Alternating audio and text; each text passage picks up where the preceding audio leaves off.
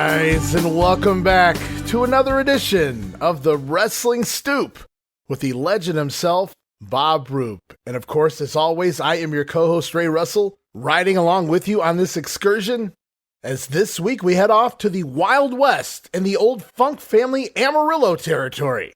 Bob going to be talking about the old Amarillo Loop, all of the old cities, many of the promoters and talents he came in contact with while there for the 6-month run back in 1971, and hey, who knows what else, what other stories Bob's going to get into here this week. But first, just a quick reminder that you guys can listen to the Wrestling Stoop with Bob Roop and our sister shows like the Wrestling Memory Grenade, currently covering the 1988 and the WWF project. You can also listen to the Regional Wrestling Podcast, where we talk the territories, 3 ongoing projects right now as part of Regional Wrestling, including Memphis 85, Georgia 81, and the UWF in 1986. You can also listen to the brand new podcast coming, the Pro Wrestling Academy, with host Dan Giannetti, the professor of Pro Resu, as he does a deep dive taking us back all throughout the history of Japanese pro wrestling, but telling the story in the English language. And you can listen to all of those shows and more, all part of the WrestleCopia podcast network located over at WrestleCopia.com. That's WrestleCopia.com, and anywhere your podcast streaming needs are met, from Apple to Spotify, Pocket Cast, and beyond. And hey guys, while you're at it, why not follow us on social media? You can stop over to Facebook right now and follow Bob, friend Bob, at Facebook.com/PoorBobRoop. Bob, looking forward to hearing from each and every one of you. No doubt about that. You can also follow me, Ray Russell, over on X, formerly Twitter. You can find me there at Wrestling Grenade. That's at RASSLIN Grenade. Also, follow and like me, Facebook.com/Wrestling Grenade. And you can follow me on social media for all the latest goings on here at the WrestleCopia Podcast Network. Plus, I'm constantly adding old school video clips and pictures from throughout wrestling history. And hey, while you're at it, why not subscribe to my YouTube channel, guys? YouTube.com/Wrestling Grenade. Lots of old school wrestling footage there for you to enjoy. And last but certainly not least, now would be a tremendous time to become a WrestleCopia patron. You can do so over at patreon.com/WrestleCopia. That address again, patreon.com/WrestleCopia. Talking about that $5 all access tier. Get you so many gifts for just $5, including all of my insanely detailed show notes for every episode of The Grenade Show, Monday Warfare, and the Regional Wrestling Podcast. You'll also get early access to many of the podcasts here on WrestleCopia, where you can listen days and sometimes as much as a week earlier than the rest of the listeners. Then from there, it's remastered versions of the earliest episodes of The Grenade Show, covering the 1989 NWA project. Includes enhanced sound quality, plus new content and conversation never heard before. But that's still not all. You also get digital downloads for your viewing and reading pleasure. Just dropped another dozen digital downloads the other day, guys. Then from there, you get random bonus video drops, and of course, our Patreon-exclusive watch-along series, covering many past WWF and WCW events. And if that wasn't enough, video casts coming soon. And you get all of that for the low, low price of just $5. No subscription, cancel anytime. Give it a try for a month. I think you'll like all of the content that I offer, and every penny of it goes right back here into funding the WrestleCopia Podcast Network. So if you can, please help us pay some of the bills to keep all of the wonderful shows here up and running for the months and the years to come. And okay, with all of that out of the way, time to jump back into things here this week. Let's welcome him back to the show, the man himself, Bob Roop. Bob, welcome back. Well, thanks, Ray. It's good to be back with you. Looking forward to trotting out some more memories. Oh, as am I. I've been waiting a while to get here to the Amarillo territory. Ever since that Terry Funk story you told several weeks ago here on the show, I couldn't wait till we got here. And here we are. You spent 2 years in the Florida territory outside of that tour of Japan. It took you 2 years to get out of there, but now you find yourself in a brand new territory for the next 6 months. You leave the Florida office on July 1st, and by July 3rd, you're in the ring here in the Amarillo territory. And so this week and perhaps next, I thought we could dive in, do a little deep dive here into your run, some of the talent that you came in contact with, what you remember going up and down the roads there in the Amarillo area. And you also make your very first heel turn here in the Amarillo territory. I can't wait to get into that. Well, yeah, the thoughts are racing through my head as you bring out these triggers of me suddenly remembering, looking at it kind of through your eyes. One overall realization that just came to me was because Amarillo was a smaller territory. Mm-hmm. You had, a lot of the towns were not, there weren't any humongous towns. Florida had Miami every week. It had Tampa, which was medium sized, but it had Jacksonville, which was in a big coliseum, like a basketball arena. They had some towns with some size to them. Even Amarillo was not a humongous building that they had the matches in. Right. I'm not sure what their seat size was. It might have been up to like maybe 7,000-8,000 people, but I'm not sure. I don't think I ever saw it full. And the other thing was that there was absolutely, like, Florida has some glamour to it, palm trees and tropical sun and girls in bikinis. Amarillo didn't have any of that. You had scorpions walking across the road and cacti, tumbleweeds rolling across the road, and the same scenery like mile after mile after mile. And hot, nasty, dry. You didn't even want to, dry heat. You didn't even want to get outside. So I don't think I ever was in a swimming pool or, I didn't have time for one thing, but out sunbathing or anything like that out there in the 6 months I was there. So now some of it was cold weather, but so quite a different vibe. With Eddie Graham, I think I'd been to Madison Square Garden by this time. 2 times, maybe. Yeah. So Madison Square Garden, you're at the epicenter of like what pro wrestling fame, or like in terms of venues that you work at. And now here I am in Odessa, Texas, where or some little town right. where the shower is a circular tub that's got the water in it still from the last time you were there, was 2 or 3 weeks ago. It's got congealed, and there's no way to clean it out if you're going to take a shower. And they had a hose that you could turn on. It wasn't like a shower sprinkler or anything. Yeah, that's not all that glamorous. I mean, I was going to say that. The glorious life of a professional wrestler from the territory era, anyway.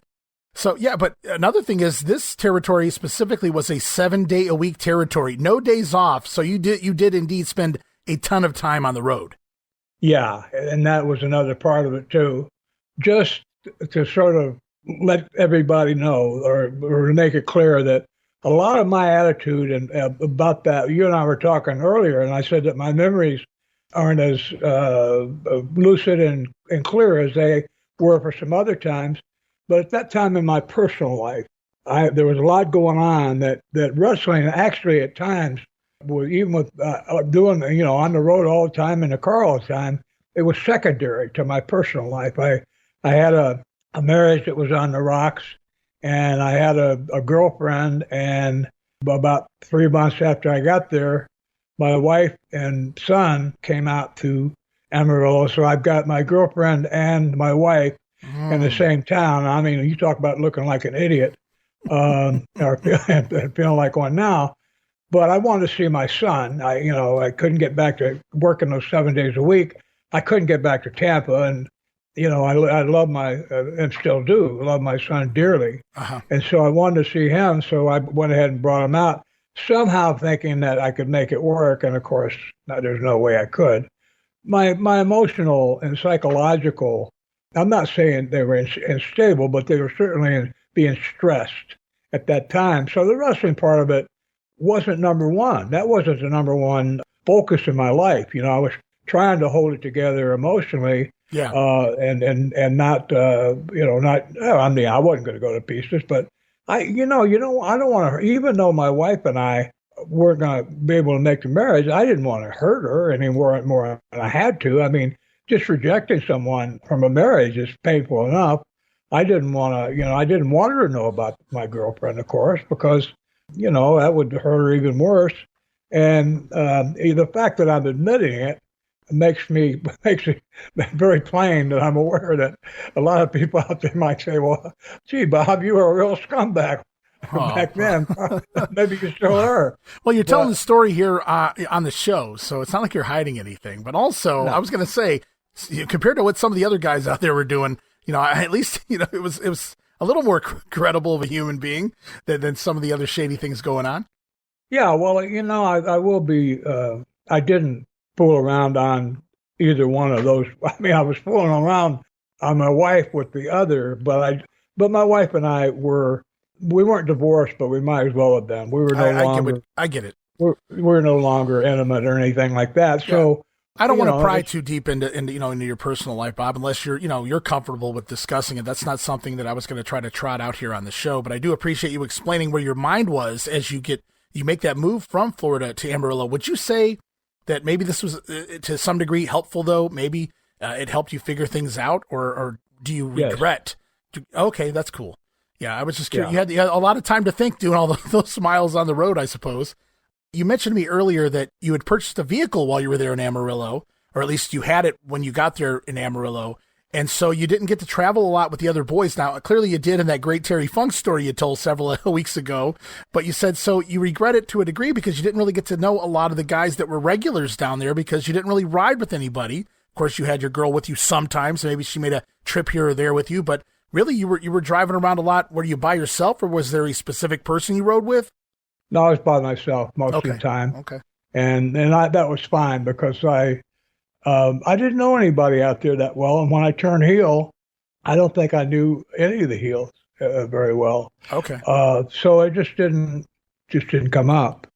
Well, I was hoping to do like a 2-part here. I don't mean in episodes. The episodes are going to go whatever they take, but I wanted to split this thing in half because there's the loop. I wanted to go through day after day, just kind of look at the different cities, the different promoters and things that worked alongside the Funks. Any memories you might have in specific towns or things you might have done there.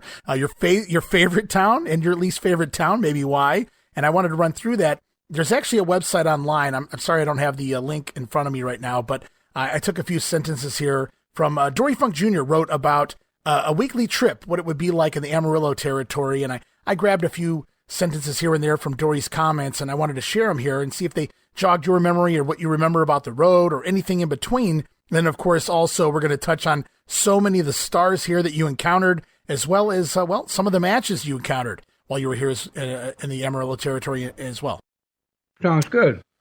So I guess what I want to do just to kick things off here is kind of take people through the life and times of Bob Roop throughout a week here in Amarillo. Now, the date or the day of the week may have changed when Dory was talking about the way the loop was run here. The best I could tell, it looked like it was pretty much similar to exactly the way it fell when you were there as well. So if things were a little different, I do apologize if our city was on Monday and it's Tuesday now or whatever, but you get the gist of it as we get rolling here. Dory says everything always kicked off on Saturday mornings, 10 a.m. You guys were at the Channel 10 TV studio in Amarillo to get everything going there for the matches, a 1-hour TV show. Was it live, I believe, every Saturday morning?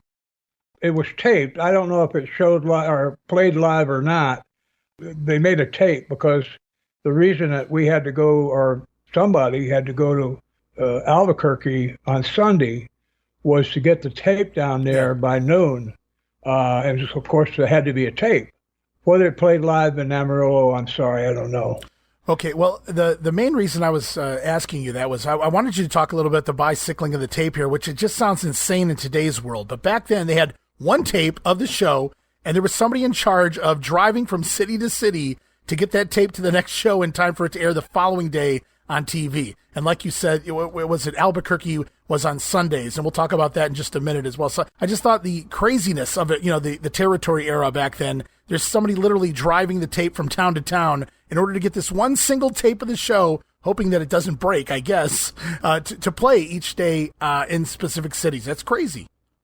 Yeah, it is. You think about it, though, there was no UPS or the post office wouldn't, the United States Post Office wasn't going to be able to get it there that quick. So I think that was the only way to do it, unless you're going to fly the tape around. And that was going to be expensive. I don't know why they didn't make dupes, but maybe that was expensive too. This might have been back in the day of 2-inch and 1.5-inch tape where right. You had the big reels, they're like 14, 15 inches across, and to make like say 5 or 6 of those, and then mail them out, hoping that they'll making sure they get to each town in time. Maybe that way, by carrying them by hand, or by one of the wrestlers, was the most way to ensure it was going to get there. So that might have been why they did it that way. But again, there wasn't all the modern conveniences we have now, and out there, those towns were far, far apart. Amarillo was in a way kind of in the center of, like it was a big pie or something. Right. But there were towns that were way outside the pie. Let's put it that way. Going over Dory's words here, once we get going here, it truly is crazy to see how much time you're on the road. You don't even get a time, like some territories, maybe somebody stops off at the motel for the night, right? But you guys, sometimes, some of these shows, you finish up and it's right back on the road to get to the next city, just so you're there for the next day. It's absolutely crazy. I'm going to play some trivia with you as we go here, and don't feel bad if you don't remember, but I'm going to ask you which town you guys work day to day, and see if you remember. It's just going to be a fun little game here, if that's okay. Okay. All right, so we do TV here at 11 a.m. Dory says they're out the door by 12:30 from the TV studio. Grab a bite to eat, perhaps, and then you're off to, where did you wrestle on Saturday nights, Bob? Do you remember? After TV. If you were really in bad shape, you had to go up into Colorado. We did that a few times. That's it. And it seemed like it was 400 miles. You had to drive like a maniac to get up there. There was a town, I can't think of the name of it, was down by the border. It was about 300 miles that also ran on a regular basis on Saturday night. So you were lucky if you got that town, huh? Yeah. Let me think. Well, I was looking. It looks like it was Hereford. Is it Hereford, Texas? No, Hereford was a spot show. It was only about 30, 40 miles away from Amarillo, but that was a real small town. Maybe seat at the most 300 or 400 people. Okay. I doubt there were ever that many in there. Okay. But there was a town. I'll see if it pops up here. Okay. If not, I'll try it down the line. Yeah, somewhere. I see a few shows on Saturdays besides Colorado. It's usually Colorado Springs or Pueblo is the big show. And Dory says the only thing good about it was that you lost an hour, or you gained an hour of time back. So it wasn't as bad as it could have been. But yeah. Yeah, so, well, you were spending that time in the car. Right, yeah. It wasn't all that enjoyable. What were the other towns they talked about? Let's see. So you got Colorado Springs or Pueblo usually on Saturdays. Promoter Herman Gus there. He says after the show was over, it was a all-night drive to Albuquerque. So I just cheated. I just told you that. Well, you said Sundays was Albuquerque. Yeah. So you're checking in. He says usually we got to Albuquerque around 3:30 in the morning at the Del Camino Hotel. He says Sunday began with promos done live at the Albuquerque TV studio. You talked about that in the past as well. How intriguing is that you're using a taped show, and every time it cuts to commercial, you guys are doing local promos live? Well, it was the only time I ever had in my career that it was done that way. So, they didn't have time to make the promos at the TV station in Amarillo because that takes time. Right. And to get out of there at like you said, noon or 12:30 or 1 o'clock, even then, there usually wasn't time to get a meal. You had to have food, drive through and get something, or run into 7-Eleven or whatever, or pack something to go, because you had to drive. I mean, you had to go hit the road and to try to make it on time to whatever town was that night.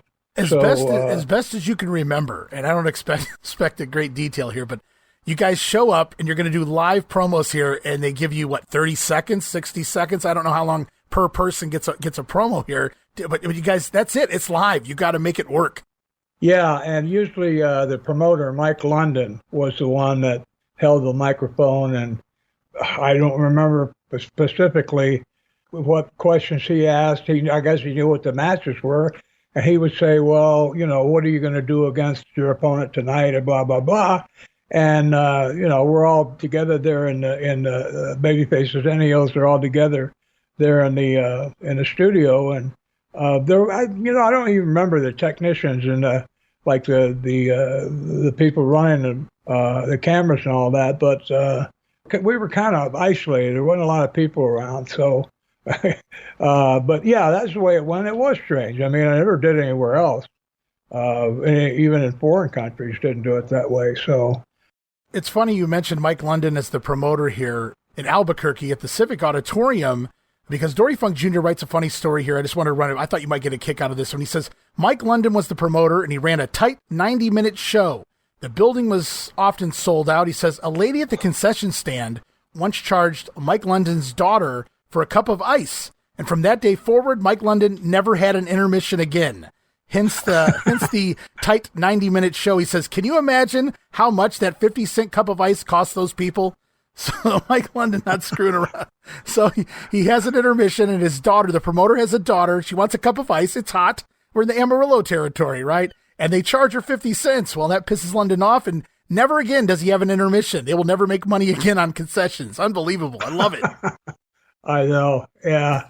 Yeah, he was different. He had some real strange habits.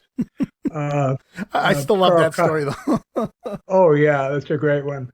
Well, Karl, he was interviewed by Scott Teal. He mentioned some of Mike London's practices of he would make you wait. They paid you that night after the show in Albuquerque, and he'd make guys come to the bar. And Karl said he had a bar, and he had guys had to come to the bar to get paid, and he said that was because that gave him more time to figure out how to steal money. Yeah, he wasn't real complimentary of Mike London. Now, I was a rookie. I wasn't aware of all the things. And again, I wasn't riding with people, and I wasn't riding with guys in the car. Yeah. So nobody could tip you off. Yeah, I didn't have anybody, spreading all this stuff around. So I was kind of out of the loop, I think is the best way to see it or to say it. Yeah, Mike was not highly regarded. I was looking here at a map on my other screen while I was talking to you or listening to you. Yeah. I think Midland might have been one of the towns we went to on a Saturday night. Okay. But it doesn't matter. It's not important. Okay. There's one town I just wish I could remember it. Anyway, okay, where are we going? All right, so you guys where are we at right now? We're in Albuquerque here on Sunday. So before we get moving, I wanted to point out there were a few talents that got over more so in certain cities than others, mainly due to perhaps their heritage, Hispanic heritage, like a Ricky Romero, who is said to be very over here in the city of Albuquerque. I know you said you might have a story or two about Ricky. Didn't know if you wanted to share one now before we move on to Monday. I remember one specifically after I turned heel. I was working with Ricky in a town that was probably 80% of the audience was Hispanic, and we did a thing. I was green as grass, maybe not as grass, but I was pretty green. And he did a thing where we fought out. They had some bleachers in there, but they also had, instead of having seats, they had an area where people were just standing. There was maybe a couple hundred people, mostly Hispanic men, who were standing. And Ricky worked a deal, which, I look back on him, very, very lucky. But he did a thing where he had me fight him and chase him all the way out of the ring and through that crowd, which was as dangerous as it could be. I can't protect my back at all. There was no security there. And so that's one thing I remember about him, and that's why I say I don't think he liked me. I know that he sabotaged you.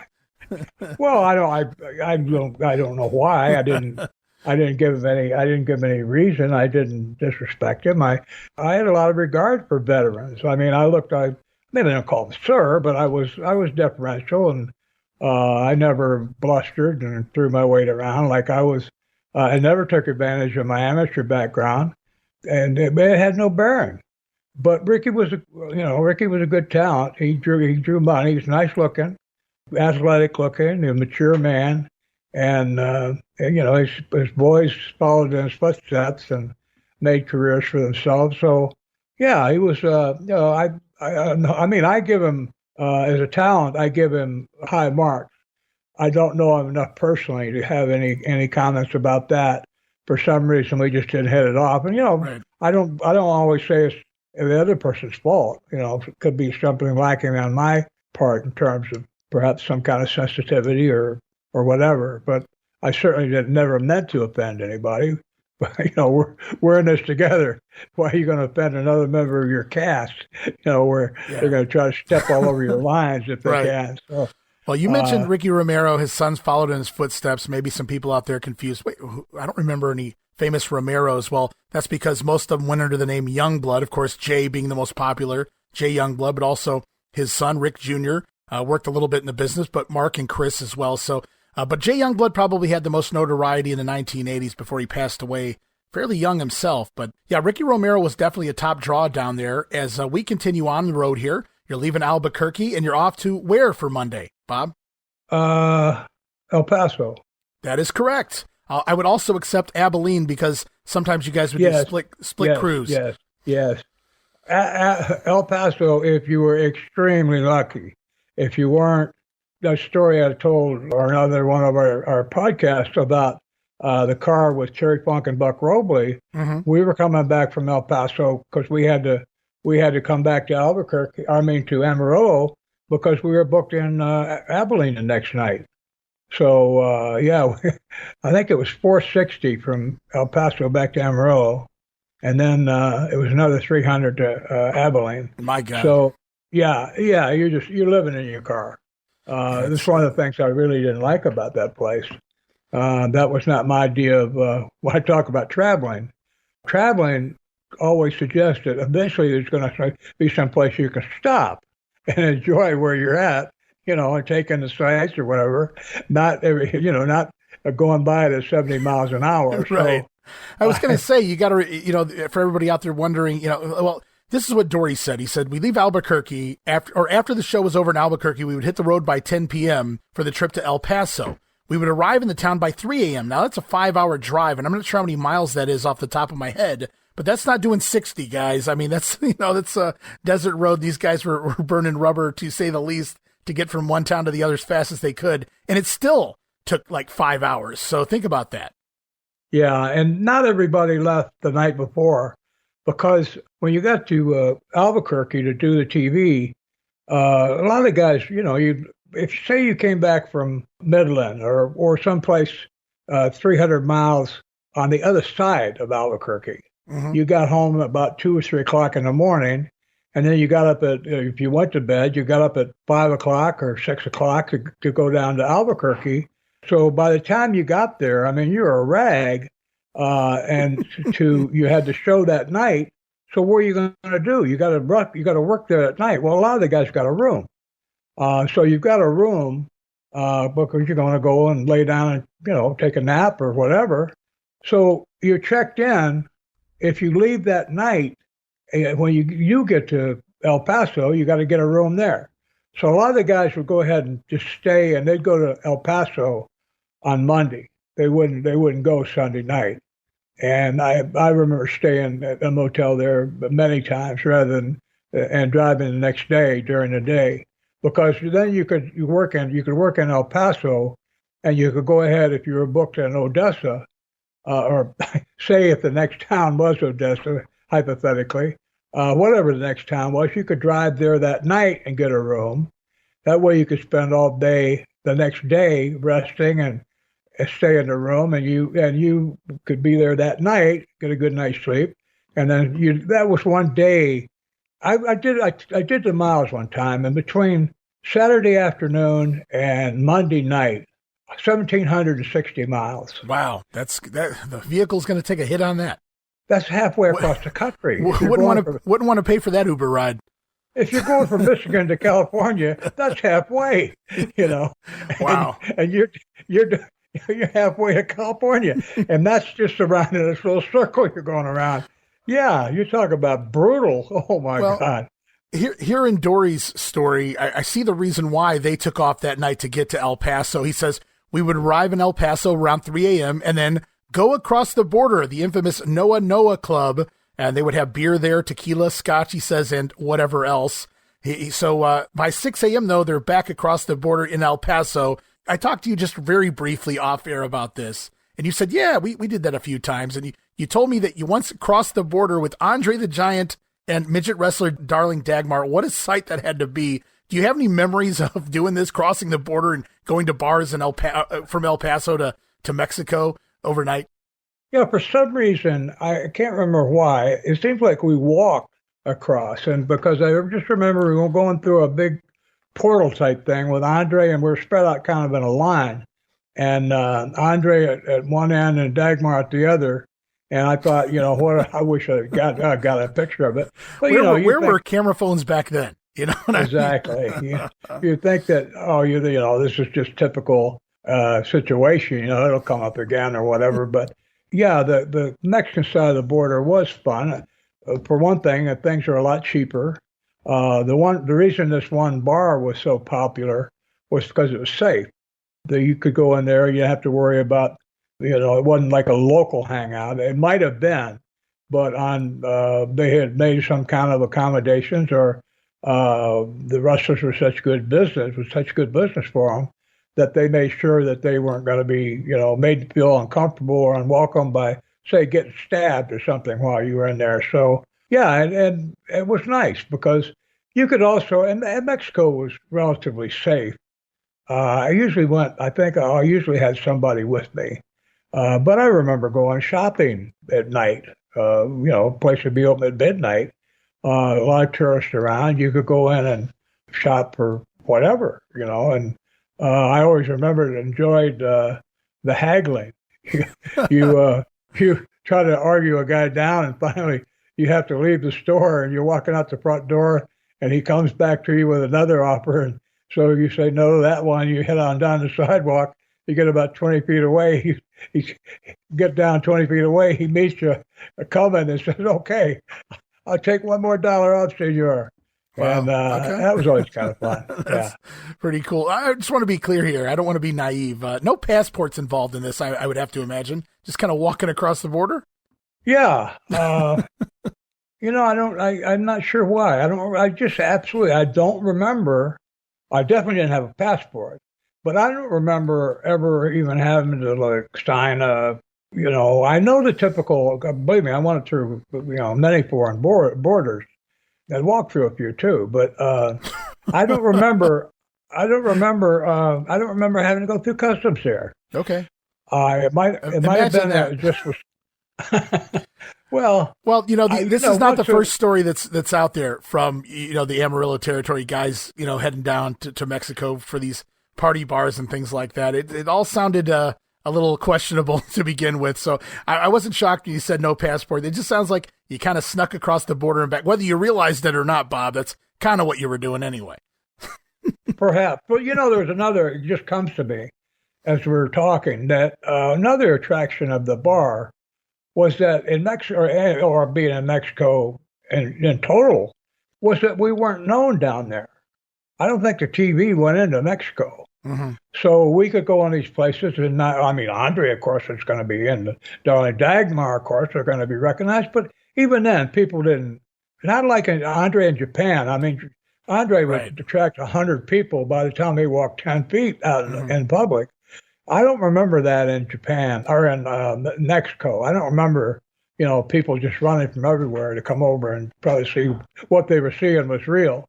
So, yeah, that was another nice attraction about it.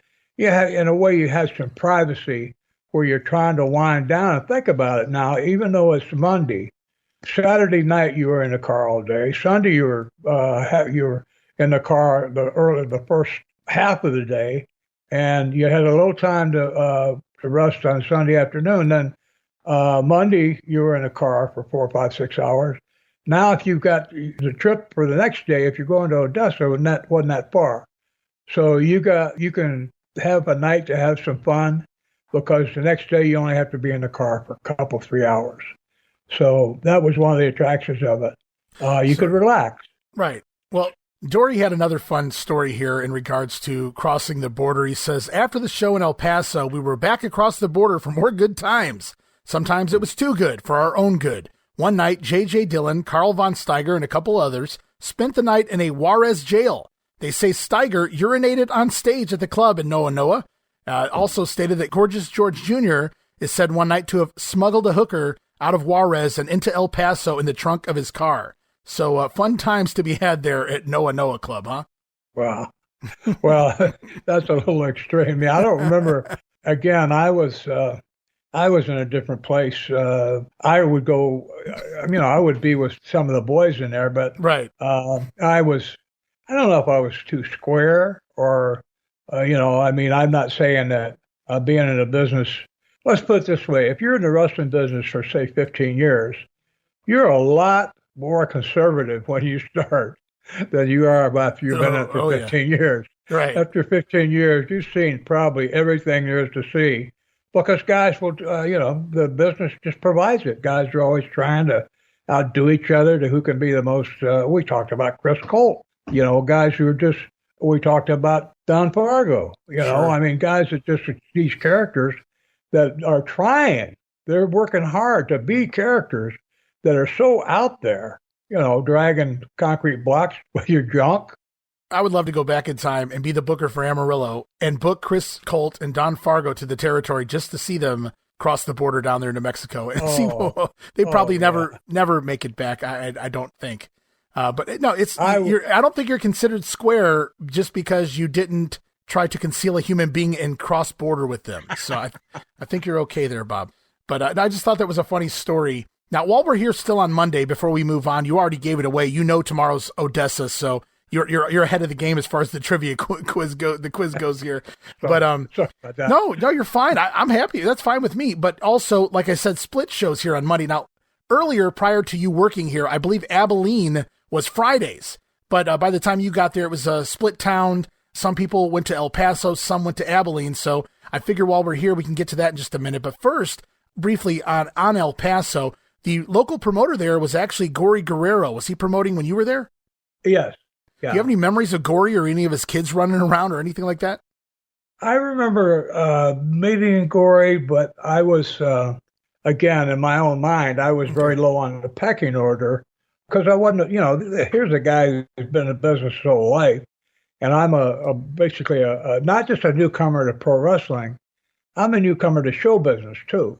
This is like the twilight zone for me in some ways. And so, yeah, I met him, but I don't know if I was even comfortable enough to try to engage him and like, hey, how's it going? And I'm blah, blah, blah. So, and also when I saw him in El Paso, he was busy. We were having a show. So he had things to do. If he was a typical promoter, one thing he was going to spend most of his time, you better spend your time in the box office because that's where the money is. And that's where the money disappears from if you're not there to watch it. I'm surprised we saw him around the dressing room at all. He might drop through. He certainly never spent any time in there. I'm trying to think. There was a very famous lucha libre, El Santo? El Santo worked a couple of shows there. Mm-hmm. And was he over with the Hispanic folk. Yeah, I can only imagine. Well, the guy, when he took his mask off, he looked about 80. His body looked pretty good, but he had the signs of age. I mean, some sagging and some wrinkles, but I mean, he still looked very fit. But the guy was a living legend. We talk about us legends who have to get to be like 75 years old and still be alive and say, right. Hey, we've run out of real legends. We need some new ones here. Let's get these old ones still alive. He was certainly a god, not just of lucha libre, but of Mexico in general. He had dozens of movies and everything. I mean, he was like a superstar down there, Hollywood superstar in Mexico, really. I'm curious because he never seemed to be real. I mean, he wasn't morose or glum or anything, but he was quiet. And I mean, he is a major, big, heavy hitter. And he was the main event on the show, or at least one of them, on the show in El Paso. So, but he always was, again, kind of quiet and low-key. I'm just reflecting here as I think about it. I'm wondering if he was going, now you say he's made all these movies and everything. I'm sure on the set of the movie, he probably had his own, room or maybe like a trailer or something. Was treated like given star turn. Royalty, right? Yeah. Yeah, royalty. Here he is in the dressing room in El Paso, sweaty, hot, bunch of nasty wrestlers hungover, stinking, burping, farting. Yeah. Oh, this part of my glamorous legend. I'm not sure I appreciate as much. Probably making a call to figure out what his next movie is going to be. Yeah. That's why you didn't see him too often. He was doing things. Yeah. Well, when I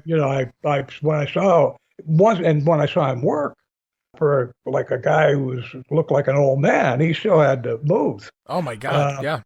Excuse me. When you have him in the dressing room and then you have the McGuire boys come through. Right. Yeah. They were regulars in El Paso too, because Gory Guerrero is the one who quote unquote trained them. He kind of found them and got them their start in professional wrestling. Benny and Billy McGuire, the two big gigantic, 600-800 pounds, whatever they were, the twins that were very famous in the old Guinness Book of World Record. Picture those two on the motorcycles. I wonder what he did to train them. Feed them whole chickens at a time, take them to buffets. I mean, you can't do much. You're just gonna. I'm assuming maybe he got a couple bucks off of booking them out. Would be my guess. I mean, that's the only thing I can come up with. Why Gory would, obviously they were famous to a degree. They were in the Guinness Book and things like that. They were likely on, some of the TV programs of the time. They made their rounds in some of the territories anyway. Well, I never watched them work. I never saw a match of theirs. I should look it up. Well, but I can't imagine they could ever go off their feet. If they were close enough to the ropes, they might be able to get up. But if they didn't have the ropes to help them, there's no way they could get up, is there? I don't think their arms would be long enough to get all that adipose off the mat. Right. But I'm not trying to just. No, I get what you're saying. But I mean, watching them and there's a few matches out there on YouTube. You can go Google it if you want to. But I was just going to say they make Haystacks Calhoun look like Ricky Steamboat in there. At least Haystacks got it. And if you go back and watch Haystacks from the 50s and stuff, he was a worker by definition. Okay. These guys, I don't know that they ever really got it like that to that degree. And I'm not trying to, downplay anything that whatever they had to go through to make it from town to town and do whatever they did here.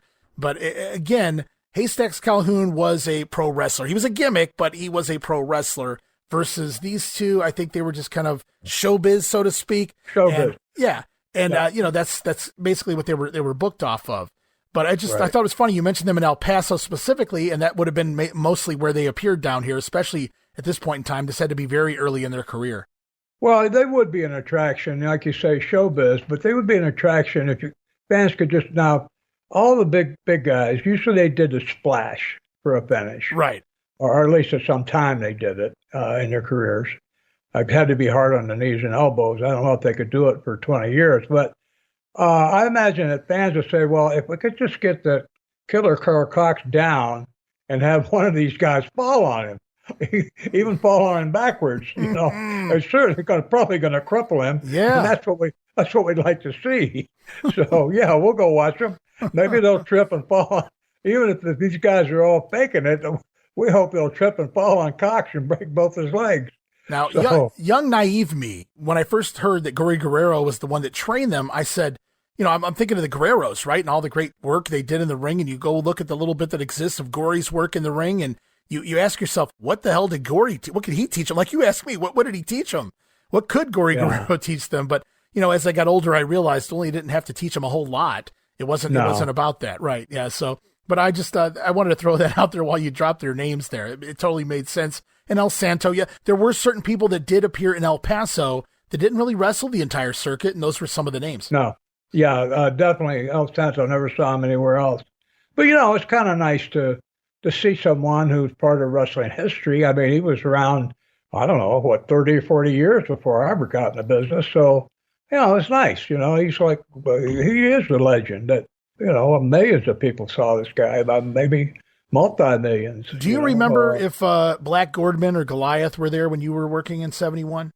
I don't think they were. Okay. I don't remember them. I did look at the names that we shared, and Alex Perez and Big Boy Luke, and I did work against those guys, but there wasn't anything special about the match. Okay. In turn, I don't even remember the matches with Karl Kox or with Pak Song or with Terry or with Dory Jr. I don't remember the details of the match. Right. In fact, I only remember working with Dory one time in Amarillo, and I worked with him several times, including almost 40 minutes, one match. You'd think I'd remember that. Yeah, I can't wait till we get into that stuff because that is some amazing shit, Bob. Well, the thing is, again, I've said it many times, but I want to repeat it. If the matches went well, they had to go on a file that's buried really deep because I had a lot of matches, and I watched a lot of matches. So I watched 10 times more than I had myself by far because that was my job as a booker. So if I don't remember everything, it's because the match went well, which is nice. I mean, if Pak Song had screwed up and, busted me open the hard way, say, from my knee to my elbow, I would remember that. Yeah.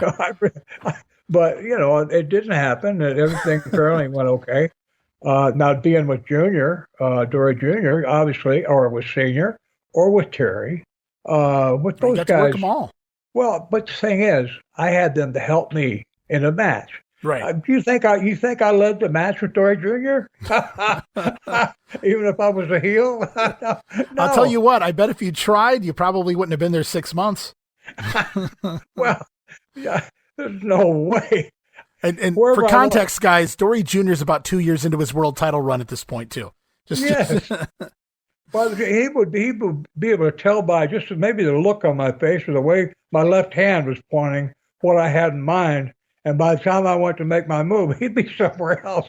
So I'd be walking around the room trying just to get him to tie up with me. Right. Or walking around the ring, getting him to tie up till finally say, well, are you ready to listen there, fat boy? Because I'm going to lead this rodeo here.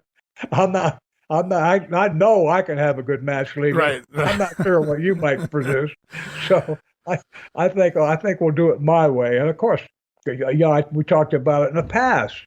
In Albuquerque, since we were there, before we leave it completely, 45 minutes with Harley Race one time. Mm-hmm. And again, thinking I had like 5-6 minutes of material, I'm thinking, oh my God, for 45 minutes? Well, I don't remember that match at all. And Harley led it, of course. And it was great. It was a good match. It was very good. Right. But he got a ton of heat. Because of that, I don't have any problem at that time with those guys. And besides, if I was a babyface, he was supposed to lead the match. But even when I was a heel, when I went up against guys that were experienced guys, I didn't have any problem letting them lead. It wasn't ego. It was to have a good match. The idea is to have a good match. And right. You got some guy that's got tons of experience. You're not going to take advantage of it. You got to say, well, wait a minute, my 6 months of experience is worth, it's equal to his 20 years. So no, we're going to do it my way. No. Now with Pak Song, I'd love to have a match with Pak Song because he was just starting. He was green. I was green. You don't by any chance know who was managing him back in Amarillo, do you? In Amarillo? I don't know. I know Buck Robley was doing some managing at that point because maybe it was after his injury because I know he manages Parenti and Bobby Hart there. I don't know if anybody was managing. Somebody had to have been, I guess, speaking for Pak Song for television or whatnot, but I don't have any information in front of me right now. I can try to look it up. But well, it's not important. He had Hart. He had let's see. Did he have Robley? I think he did have Robley somewhere. I tried to look for it. I couldn't find it. It just didn't say where those guys managed him. I know that he had Gary Hart in Florida. He was part of Hart's Army. So good matches with the Funks, all three of them. Go back to when I went up and say, well, I'll be leaving in 2 weeks. Yeah. all three of them put me over the week before. What? Can't wait till we get to that. You guys are running split crews here in 1971. Now, at some point, Abilene was on Fridays, but at this point, it's also on Mondays alongside El Paso. So while we are still here on Monday, I figure we might as well talk a little bit about Abilene, Texas. The promoter there, Don the Lawman Slatton, who just also happened to be a wrestler at the same time. Oh, he would know. Don, Don, what a character he is, or was. Yeah, great sense of humor. Abilene to me was like almost out of the loop because I didn't go there that often. I wasn't there like every week for like 6 weeks at a time. I don't know if I ever got into a program down there where I would come back, several weeks in a row because I was wrestling the same guy with some kind of feud between us. But he was a funny guy. He set me up with a great rib. He kept showing me these pictures of fish that he caught. And one of them was a catfish. It was about 3.5, 4 feet long. He told me that he caught it. He didn't catch it with a rod and reel. He caught it by going down into the edge of a lake where there were these catfish holes that these catfish would go in to hide and wait for prey to go by, suck up a smaller fish or whatever. And so what you do is you have a glove so that, their barbs or whatever don't get their teeth. He said you reach in there and when you find them, you get the gill and you pull them out. Well, he kept messing around with that. He kept showing me these pictures and the catfish got bigger and finally he talked me into going one day, for some reason, it stayed over in Abilene, stayed with him. He talked me into, we had become quasi friends. I liked the guy, and he has good sense of humor, but he talked me into going out into this lake. It was cold, man. That water was cold. It was like a spring or something. And I was up to my shoulder in this pit, this hole, groping for some reason, groping for catfish. And it turns out there was never any catfish in that hole. He got those catfish somewhere else. Well, he's got the camera. He said, "Yeah, when you pull that catfish down, I'm going to take the picture." He was taking pictures of me, with the water up to my lower lip, reaching in a hole looking for the mythical, non-existent catfish. He bought it at a flea market. You were the catfish. Now he's got the new picture. Well, no, a different kind of fish. I was a sucker. Sucker fish. Yeah. There you go. Yeah. So, yeah, but I mean, how can you not laugh when you go in the dressing room and there's pictures all up on the wall and the blackboard and everything of you with up to your ears in water, looking for the mythical catfish, and they started saying things like, "Yeah, there haven't been any fish in that pond for 27 years," or something like that. All the boys look at you going, "Hey, oh, Don, you got another one, didn't you?" Well, how can you not? I had to laugh myself. Right. Pretty funny. But he wasn't a bad worker either.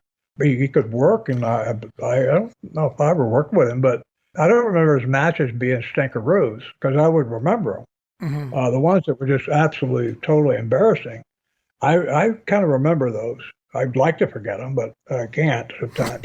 But yeah, he was a good guy. He was fun. That was a thing. Herman Gus, the brother-in-law senior, he got all the heat. Senior and Junior and Terry would all tell everybody who had a problem to go talk to Herman. Well, Herman wasn't the one to handle problems. He was a bookkeeper. Oh, they loved him so much they gave him the Colorado cities to promote. Yeah. Let's keep Herman away. Yeah. So you go to talk to Herman, you walk in the door, he acts like he hates your guts. I've never seen him before.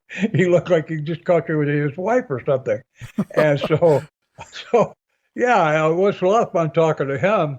Herman was, so compared to him, and Terry and Dory Jr. was never a yuck it up guy. He was always kind of sober and serious.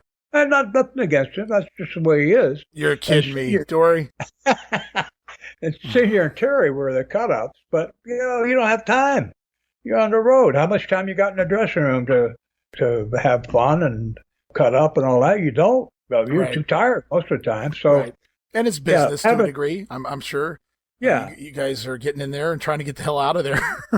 Slatton, he got that nickname, the Lawman, because I think he served on the Abilene Police Force before he became a professional wrestler. So he had a little background in law enforcement. Yeah, you know what? I'm sitting here thinking that I had the impression he was still working, and that he may have been. He may have been. I know he was like I'm not sure though. Okay, I know he was doing something on the side at some point, but Dory had a story he wanted to share here in regards to the ring in Abilene. I don't know if you remember this. He said, the Lawman's ring was never too good. I remember wrestling Jack Briscoe there, and the whole ring fell apart one time. Now, our publicity said the match was so great that the ring fell apart, but the truth was the ring was simply the shits. So, but what a great publicity. And I was like, oh my God, Jack Briscoe and Dory Funk Jr. literally tore the ring down. No, the ring sucked. That's what it was. But I love that story there from Dory. Yeah, my two salient, it's memories. Well, the ones that are coming up are the only ones that are coming up. So one of them is Johnny Valentine. I talked earlier about Johnny Valentine, seeing Johnny Valentine work, and I'm pretty sure it was there because he wasn't in the territory. And I'm not sure how he got booked in there, but I just seem to remember it was there. Mm-hmm. I saw him work a match, and he worked similar to he had in Florida. With Jack Briscoe, but he only had about half the time, but he basically worked the same way, and the match was good. The other one was Karl Kox taking on a fan who decided he didn't like what Karl was doing, and so did something stupid like kicking or something as he went by, and Karl decided the guy needed a nap, so he gave him one with about four little quick punches, and the guy decided he wanted to go to sleep. And I was very impressed. Karl was fun to be with, and he was a jolly guy, but I really, I advise don't kick the guy. Don't piss him off, huh? Yeah. You know, it's funny. For the things you say you don't remember, you do remember so many things so well. You talked about Johnny Valentine, and I just did a quick search here. Johnny comes in twice while you're here, both times in Abilene, so maybe he had something to do with Slatton. Maybe they got along, and he booked him out here a couple of times, because Johnny only comes to town twice over that 6-month period, both times here in Abilene, Texas. So that's probably likely where you saw him. One time against Terry Funk, and I didn't see his opponent in the other matchup. But, yeah, so Johnny was there a couple of times during this time period. So that's likely is where you saw him, like you said. Yeah, I'm sure it was. And the thing is, it's through process of elimination, because there's no place else I could have seen him. Okay. And the kind of what I remember of the building and all that, because I remember what the ring and the audience looked like, because I remember Karl beating up the guy. The ring was behind him. Right. So, well, I mean, Karl getting out of the ring, he's all calm, cool, collected. The guy does something like whack, whack, whack, and Karl just continues down on his way back to the locker room. The guy's laying there like a pile of goo, and so I'm glad to have that substantiated that it was Abilene, because I get in my memory, I couldn't see any other building that it could have been in. So, did you ever hear the story about Don Slatton winning the NWA World Title? No, I haven't. Oh God, yeah. He put himself over. He takes off as fast as he can with the NWA title back to the locker room. I don't know what he was expecting to happen here, but the story goes: Harley Race gets out of the ring, goes directly to the back, grabs him, takes his ass back to the fucking ring, and kicks his ass and takes the belt back. You weren't going to screw Harley Race over. I'm sure Slatton just wanted it in the papers, whatever the case may be. I know he wasn't trying to keep the NWA World Title, but whatever he was going for, Harley wasn't having any of it. Why would you screw with Harley Race? That is really the wrong guy to mess around with. You know, you might be safer with Bruiser Brody, who God rest in peace, than Harley, also rest in peace. Harley was the heel, and he's the one going and grabbing the babyface, dragging his ass back out to the ring, and taking his belt back. It's hilarious. I'm curious if Don was doing it as a rib. If he was serious, he was out of his mind. Maybe he wasn't. Maybe the reason he was so funny is because he really was crazy. Yeah, you got to be to mess with Harley Race there. So we'll move on to the following day. You already said Odessa on Tuesday. Now this is what Dory said he did on Mondays after they worked Abilene or El Paso. He says, after the show, we always made a trip to Impact, Texas, because Abilene was a dry town, and a one city block incorporated itself and voted wet so they could sell beer. So one city street was who had wet, you could have beer, and the rest of the town was dry. Very, very weird. They became incorporated just so they could sell beer. And he goes on, this is really odd. He says, the only drawback was they had to sell the beer at room temperature. I don't know anything about this dry county, wet county kind of stuff, but he said we would load up the beer, ice it down, and in 20 minutes we were good to go to the next town. I'm assuming maybe you didn't partake in that type of situation because you had a lot of other things going on, but I found it humorous. Yeah, I'm not saying I drank, but I don't remember, not like in Florida when you're with other guys. I don't think I was drinking beer on the way on these trips because I'm not surprised. And I don't remember again ever shopping for beer. I had another memory of Abilene, of getting gas there for 21 cents a gallon. And now again, would it be in what are we in 1971? Yeah. Yeah, 21 cents a gallon. That was cheaper than anywhere else in Texas that I'd been. So, but even in other places, it wasn't more than say 30 cents. Right. So it's hard to believe that at one time. Going to Europe a couple of years later, and gas in Europe was like it is here in this country. Gas was $4 or $5 a gallon, which when you're used to like less than like 50 cents or 30 cents a gallon in the United States, those prices in Europe are outrageous. But then we caught up, didn't we? Well, 21 cents a gallon today would be $1.62, so you'd still come out pretty damn good if it were still rolling with the inflation and not just jacking prices up here. But yeah, that's not bad. 21 cents a gallon. You guys need prices like that driving from town to town. The mileage that you guys are doing here in Texas. Oh yeah, yeah. Terry was wanting to keep the pedal to the metal all the time. 90 miles an hour burns gas at a little higher rate than say 45. We burned a lot of gas. I remember, another thing about Don was that senior could be fun, but senior, when you're in the dressing room and Terry in the dressing room, they were serious because they were management and everybody else, they owned the promotion. Everybody else was labor. So they were, I'm not saying private, Terry, both of them in private were congenial. They were, they might say something amusing or, they would be one-on-one with you. They wouldn't be the boss. They'd be just another wrestler. But Don Slatton or Slayton, as far as I was concerned, he's a local promoter, so he's management too. Right. But he was more one of the boys. Okay. As far as I was concerned, and it was it was nice. It was kind of a nice relief.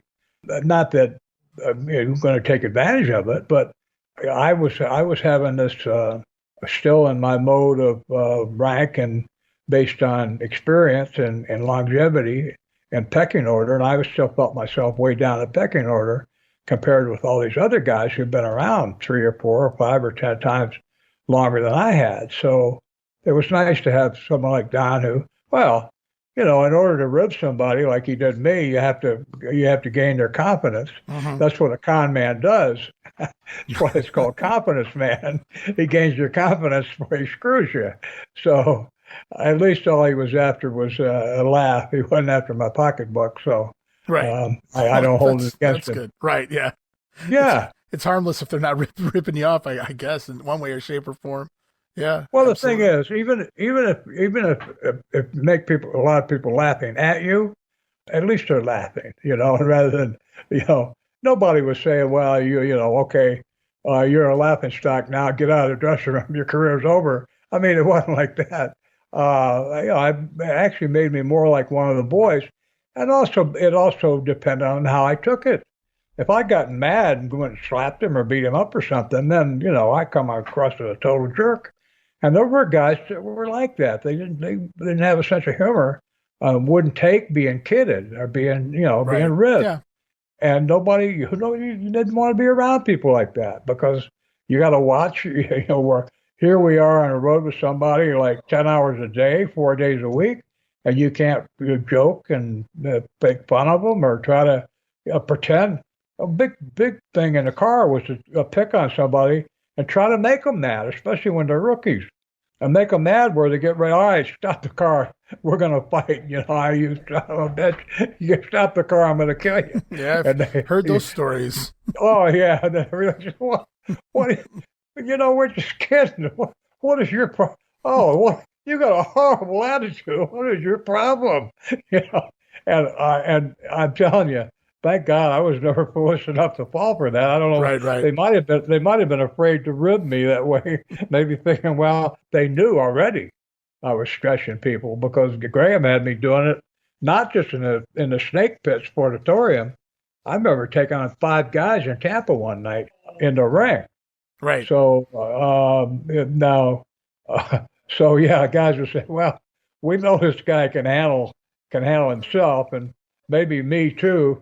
I'm not going to try to find out, but making him seeing how. And I believe me, I understood completely because if I'd been with Dr. Des C. Williams his first 2 or 3 years in the business, I don't know if I would have ever ribbed him about anything. I get you. I totally get you. Oh my God! So you guys, let's say you're leaving El Paso here. This is what Dory said he would do. He said, leaving El Paso for Odessa begins with I-75, but I always took a shortcut through Orla, Texas, a small town between El Paso and Odessa. Did you take I-75 or did you trip through Orla here? Because if you went through Orla, I was going to ask you a question because Dory tells a story. I went 75. Is there a woman involved in the small town? No. Okay. He says, at the crossroad in the road was a gas station owned by a man by the name of Rattlesnake Phillips, and we always like to stop there and see what kind of rattlesnake gimmicks he would have. He said for first-timers, rookies to the territory, he would show them a cage with what he had called a rattle cat in it, a combination rattlesnake bobcat. Just when they would get their nose close enough to the cage, Rattlesnake Phillips would push a button, and the door would fly open and an old bobcat hide would fly out in your lap. It scared the hell out of the first timers. So I was curious if it happened to you. That's why I was asking. Oh, no, I travel by myself most of the time, or with my girlfriend, so Right. I'm not real sorry about missing that one, frankly. I don't know how much laughing I do at a rib. I've got to go clean my drawers. Yeah. So, man. Yeah. So you make the trip, though, to Odessa here for the Ector County Coliseum, and the promoter there was Rowdy Pat O'Dowdy. Any memories of Pat O'Dowdy? Yeah, not a bit. Okay. Nothing comes to mind. I should have looked up a picture of him, but again, the promoters, they're taking care of the money.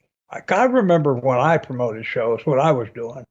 You're in the box office. You're making sure that everything's appropriate. And again, there's 100, 200, 300 ways for people in box office who knows what they're doing for them to steal money, and sometimes do it right in front of you. They're moving the money from one drawer to another, and you ask them, "What are you doing?" Well, the Sabadai over here needs more of this and that, and then they give you mumbo jumbo, and you don't know whether they're on what they don't know. You don't even know what they're talking about. So unless you're a CPA or someone who, I don't know if even that would do it. Yeah. But unless you're somebody who is wise to all the stratagems that can go on in a box office, you can steal people blind if you have the wherewithal, if you wish to do it. Well, apparently here in Odessa, another ring that was a stinkeroo, according to Dory. He said if you hit the ropes on one side, the other side would fly up in the air. So finally, one week, Terry Funk comes in with tools from his car, and he tries to fix it, but it doesn't last very long. So not a good ring.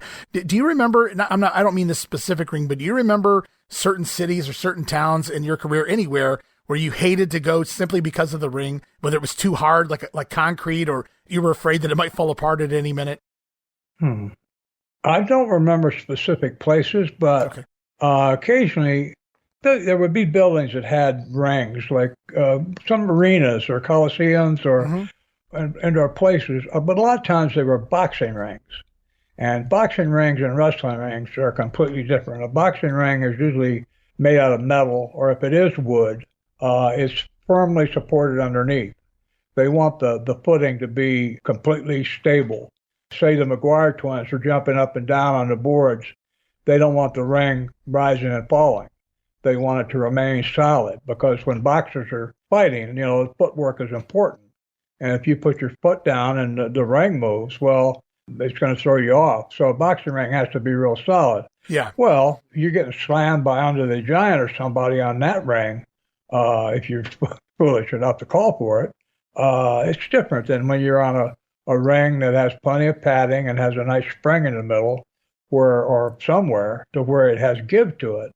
If the ring has give, the force of your weight and all that, the physical weight times mass and velocity, the force that's created goes into the ring.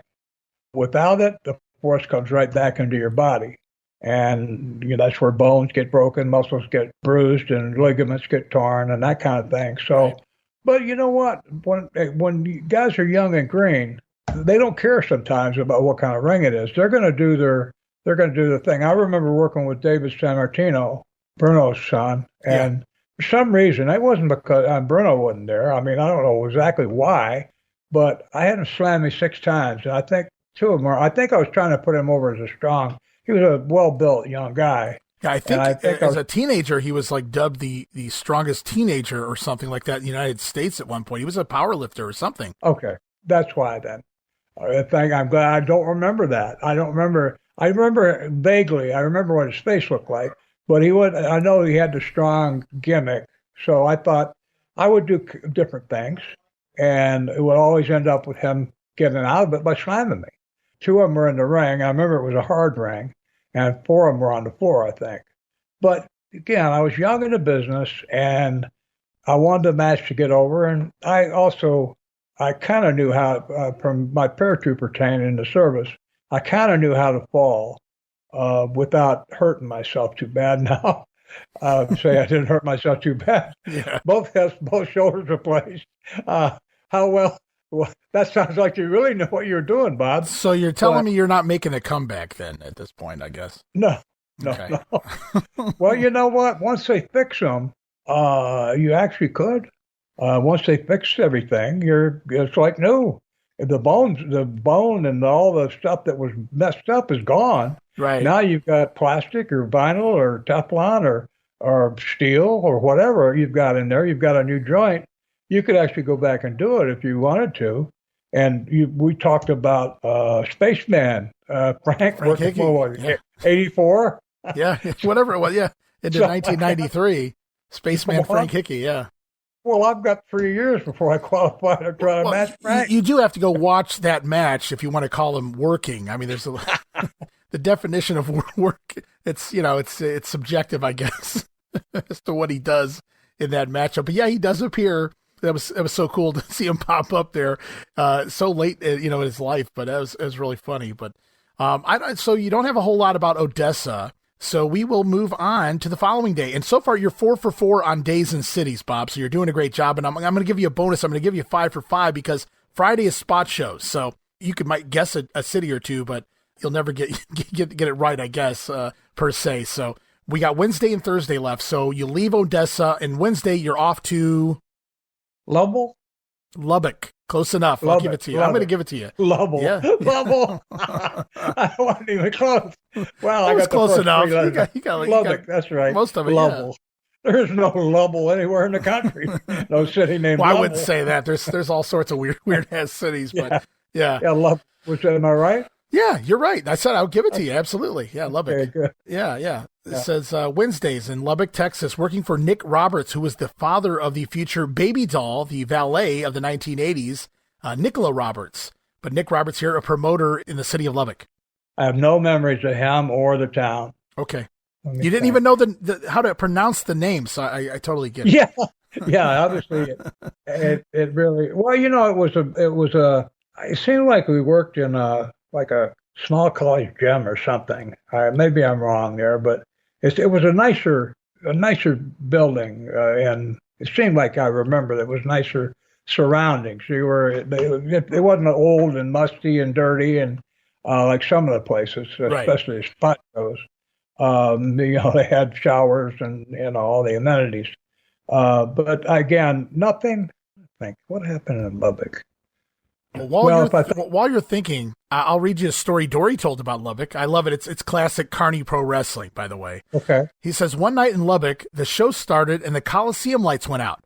We opened up the doors in the back of the building and pulled several pickup trucks in and shined the lights on the ring, and the show went on to completion. I wrote, RASSLIN. Now that's wrestling. There you go. Oh, yeah. We will do anything rather than give people their money back. No refunds. Anything. Yeah, anything. Hey, fans, anybody driving a truck, pull it in the back and shine your lights on the ring. Yeah. There you go. Yeah. So not only do they pay for the tickets now, unless they want their battery to die, they're also wasting gas, right? So I can imagine the fumes if they did leave the car running, but maybe they were just using the battery. I don't know, but I just found it hilarious. Oh, the lights went out. Hey, guys, pull some cars in. Unbelievable. Of course. What a story. Only in wrestling. Only in wrestling. Oh, I'm surprised if they couldn't have gotten the cars. I'm surprised they say, well, yeah, didn't you get the advertisement? These are all lights out matches. Oh, my God. Insert the rim shot there. Yeah. Oh, yeah, I love it. But, oh, man. Well, Lubbock. What happened in Lubbock? No, we don't. Okay, if I think of it. Yeah, we can revisit. Absolutely. Well, it's going to take another show at least to get through the Amarillo territory. Okay. Lots of names to still talk about after this. So, and look at some of your matches.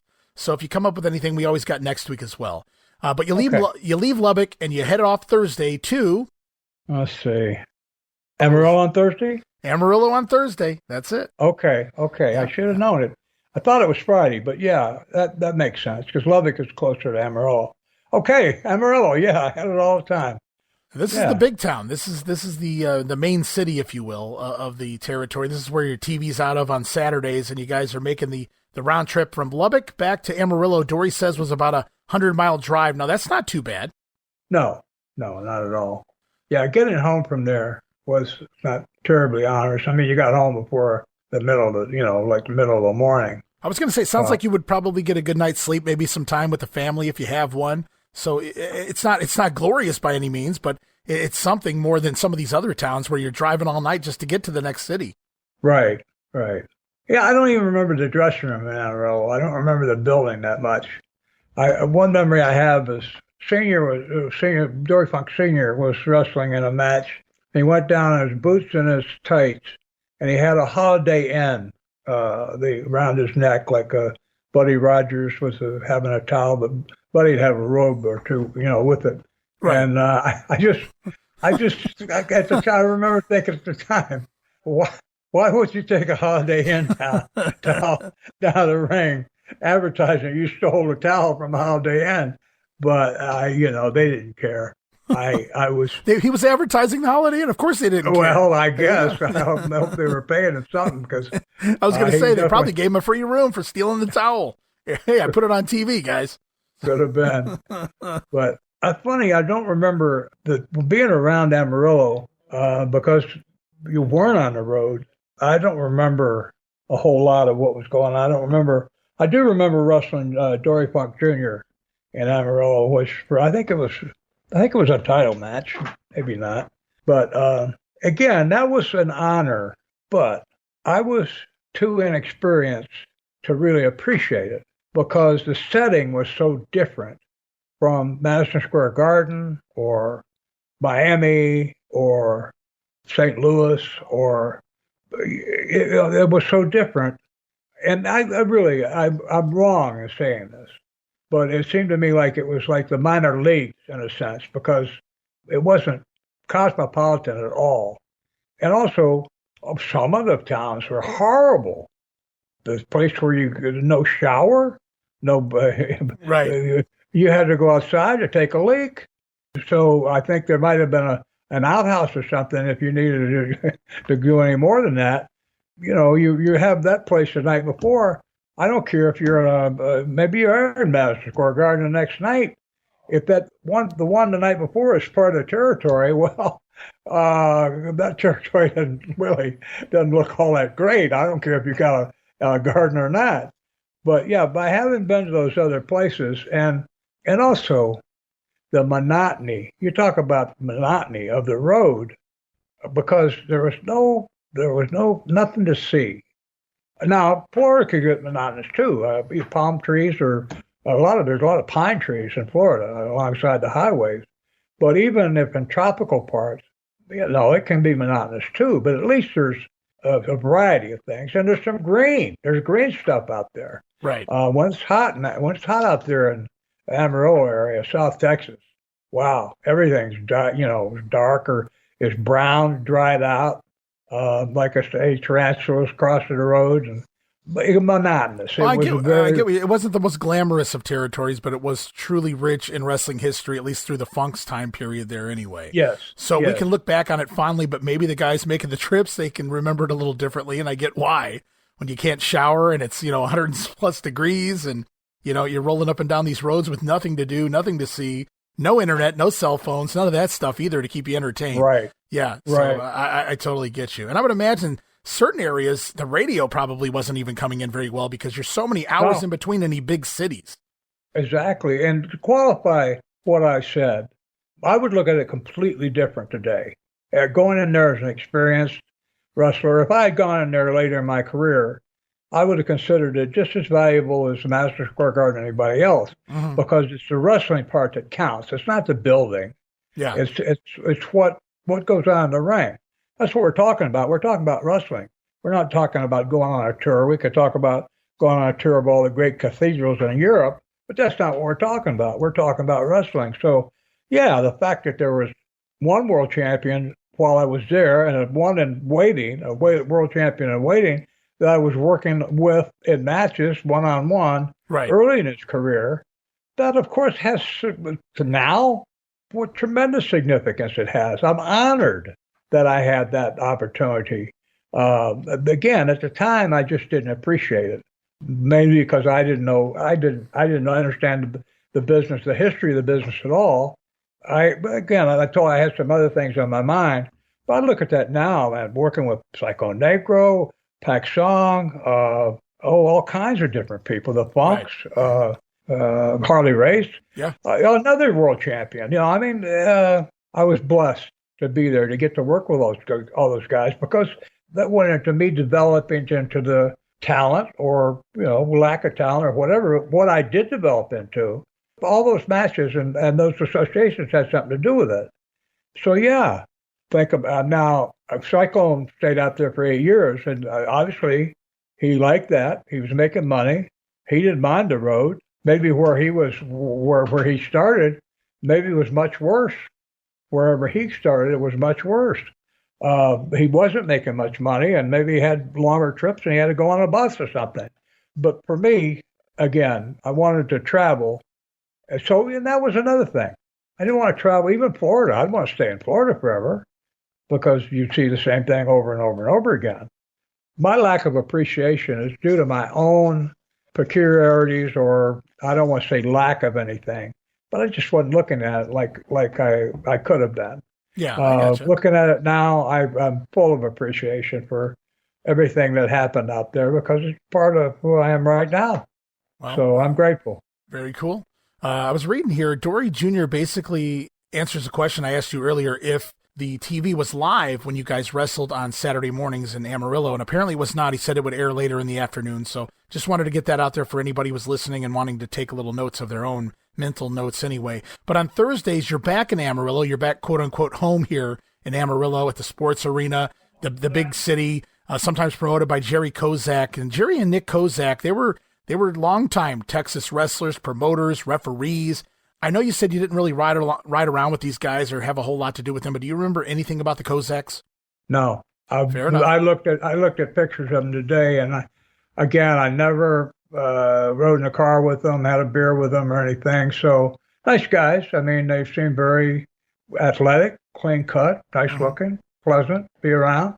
But I just didn't ever have a chance to meet them or to get to know them. So they, as far as I know, they always had good reputations, people that of quality. Right. So, I'm sorry I didn't get to know them better, but those are just the facts. I didn't.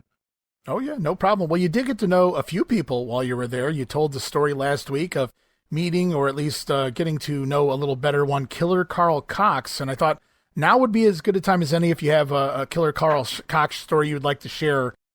Well, I certainly do, because Karl had a serious impact on my career. I worked with him. I just saw today. I worked with him a bunch of times in Amarillo that I didn't remember, and he put me over a bunch of times. I mean, I got to beat him.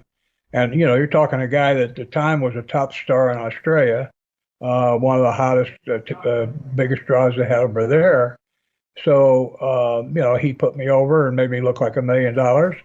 And when I turned heel, he and I were able to travel together, and it was fun riding with Karl. He was always in a good humor, good mood, funny. He liked to keep things light, and he had a good, not just sense of humor, but he had a lot of things that he said or did that were funny. So one time, now he had a girl there, and I don't want to in any way besmirch Karl or anything, but I got the impression that maybe the girl was somebody he knew from Australia that had come to the United States. Whether he brought her or whatever, I don't know. But because the fact that I had my girlfriend there, that kind of created a situation where Karl got together with me, so his girlfriend would have another female that she could know. So that was convenient. That's not the reason that we got together. It just turned out that way. But I do remember one time we were in Albuquerque, and we went to a buffet, and we go in there, and again, I felt incredibly green at the time. The fact that I'd been in the business, what'd you say, 2 years already? Yeah, 2 years. Wow. So Karl, we're sit down to eat. People come up and bring us menus or water, whatever, and Karl suddenly starts telling them that we're the advance party for 2 busloads of Mormons or something that are coming in there, that are going to be there like in an hour or so. And so we just want to let them know that was what was going to become, he was the advance man for that. Right. So these poor people, they start making room. They said, well, how many people are? He said, well, there's 80 of them. So they start setting the place up for having that many people come in and try to get them in one area. So we eat, and Karl said, well, no, he said, I'll check out first, and then you come and check out. So I went and checked out. I paid the tab, and I go out in the parking lot, and he's leaning against the car, and he pulls his bill out of his pocket and waves at me, kind of laughs. So what he did was, a lot of the guys, later on, I had guys explain what they did. They would leave a good tip on the table so that if the cashier could see the table you were at, and that was one thing, Karl always sat where a cashier couldn't see us, at least in this the couple of times we ate at that place and other ones. What they would do, and a lot of the guys did this, it was just, it's actually theft, but, and I'm not talking about it with praise, but what they would do is they put their bill in their pocket, like a vest front pocket over their chest, Mm-hmm. and they go up to the cashier, and they ask for a pack of chewing gum or a comb or something they had behind the counter. Well, the waitress, if the waitress could see them, the waitress would, because other guys talked about it too when they couldn't sit out of sight of the cashier. The waitress would look up. Now she's got a nice tip, so she's assuming that people are not going to tip the restaurant. Right. So when they look up, they see the customers is handing money over. They assume they're paying. Well, they pay for the stick of gum or the comb or whatever, and put the change in their pocket, and out they go. If somehow they get intercepted, the waitress, so they go, oh yeah, I forgot, and they pull it out and they pay for it. So that's what he done. Well, I guess the statute of limitation is passed on that at this point, but wow, that sounds like a wrestler to me. Oh, it is. That's a wrestler. And now that's hard. It sounds kind of. I'm not trying to diss Karl. No, because he had. But I mean, it's life on the road. A lot of the guys. When I saw the movie Paper Moon with Ryan O'Neal and his daughter Tatum, she won an Oscar for Best Supporting Actress. Right. That was about con people on the road, and I thought about the boys. I thought about the boys doing their. A lot of guys did that through their careers. Do you think some of the guys did that just to see if they could get away with it? It wasn't necessarily meant to be malice or because they're cheap. It was just, let me see if this works. Just to entertain themselves. Yes, and to be able to brag about it. Yeah, the guys wanted to be exceptional in some way. And what if pro wrestling? You talk about bending the rules. We go out there and we every night we assault and battery each other way more than legal. You can't hit people with chairs. And imagine a soccer game. Some guy pulls up, the coach pulls up a chair, runs out and whacks. You're not scoring on me. The star infielder for the other team, he's going to prison. So, but in wrestling, forget the chair. You throw fire in the guy's face. Yeah. Oh, no. Oh, we were just playing. Well, that was real fire, wasn't it? Yeah. That was his real face, wasn't it? Well, it used to be. So, we were bending the rules all the time with what we did in our profession. I guess to bend them a little bit on the outside is not to be taken as being anything exceptional. Right. But anyway, Karl, he was fun to be around. And he did one thing. You talk about being a colleague. We both happened to be, a couple of years later, we happened to both be in the Carolinas at the same time. I was coming in there. He was leaving. He was on his way. He'd been there for a year or two. He's on his way out. And he was on the mat. I think we were in Spartanburg. I looked it up today. And he was on the match for me. I was booked against a guy named Frank Morrell. Yes. And what Karl did, he did tell me about it. He didn't tell me in advance, so he was going to do it. But what he did, let me give a little background. Okay. They were trying to get me over real hard, but Johnny Weaver, the booker, would put me against these guys that had been beaten 50 times a year for 5-6 years. Now, this is Crockett you're talking about, is where you're working? No, this is, Jim Crockett Sr. Senior, still okay. alive. It was still alive. Okay. And this was 1973, I think. Weaver would ask me to go 7 or 8 minutes with guys that were and what I did, I went sometimes 30 seconds. Guy pushed me in the ropes. The guy comes up to about my chin. I'm looking down at the top of his head. He punches me in the gut and turns and walks away like I'm supposed to fall over and start gagging. I'd go after him, pull him around, pick him up, and give him the shoulder breaker. I looked at it. It was on the record, which is unusual, but two of the matches, one of them said 1 minute, the other one said 2 minutes. Well, I would go back afterwards, and Weaver would say, well, I thought you were going to, I said, I couldn't go 8 minutes with him. And he would just look at me because I couldn't, not without totally destroying myself. I mean, I'm out there to get over. Right. I didn't do it out of some Johnny Valentine type experience that, I know. I did it out of desperation. If I fell for this guy hitting me like he's swatting a fly or something, and I fall down and start gagging or even pretend it hurt me, all it did, but if I go ahead and act like all I did was irritate me and I'm not going to even mess around any longer, I'm just going to beat him, well, that'll work if I do it that way. That's the only way it's going to work to where I'm going to get over. So Weaver didn't like it, but it did work.